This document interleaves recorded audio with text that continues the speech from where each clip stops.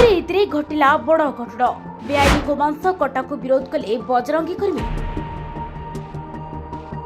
1 quintal ऊर्ध्व गोमांस जबत घटनास्थल में चापा उत्तेजना महाद पुलिस तनाघना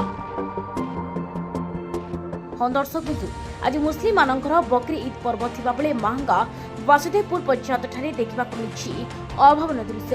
वासुदेवपुर पंचायत बरौठा ग्राम में बेआईन भाव में गोहत्या कर गोमांस को बाहर को चालाण करने पड़ा महंगा।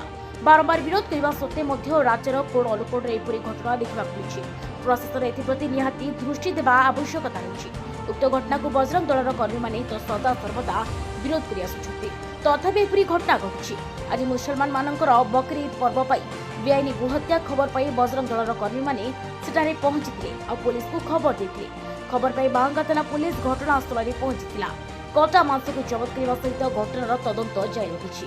मो घर हूँ अलीनगर मोर रत्ना सामल पुओ एक से सरपंच जी मुझे भाई कहूँ सी जो कथा कहले परिश्रम कौटू आनी जदि आज गाँव में कले कौ हिसाब से कले पचार थे क्या आमर छुआ जो मैंने अच्छा पचार थे कि थे कहीं काटिले जदि काटिल कि आम ना तुम ईद अच्छी कि तुम कौन जाए अच्छी भगवान मुसलमान तुम काल आमको पचार थे तुम न आसला जहाँ धुआं मुझे कटा होता से लोक कहीं से लोक कहीं धुआं मुझे गात खोलला बेलू लोक ना कई दब किए कर किए जो देले मलबी कि जो अच्छा जी देले कौन बाइट देले मत मुझे बुझीपारे आप क्वेश्चन कले से पचार थाना तुमको जब बड़चना थाना देते ठीक अच्छे आम किसी असुविधा ना बड़चना थाना देते तुम बड़चना थाना एक्सप्लेन नहीं आम मांगा एरिया जाऊँगी आम थाना को जनईल कि आम सरपंच जनईल मानसिक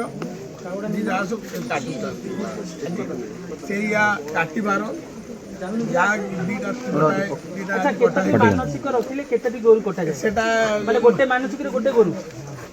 मानसिक नाई से भल ये से मानसिक मुझे आज मोर मोर भल हम ये हम मुझे ये मानसिक परिवेशन तो आम खाली बर्तना बाल शुणी जानते कौन करेंगे पोता हो से सब आउ कौन करें पोती देवा भी दरकार से न मानले से तो मुझे मु बाबू ये सब ये करना इना कि जहाँ पोती से पोती देवा भी आहरी भल आउ कौन करेंगे। ब्यूरो रिपोर्ट खुलासा न्यूज।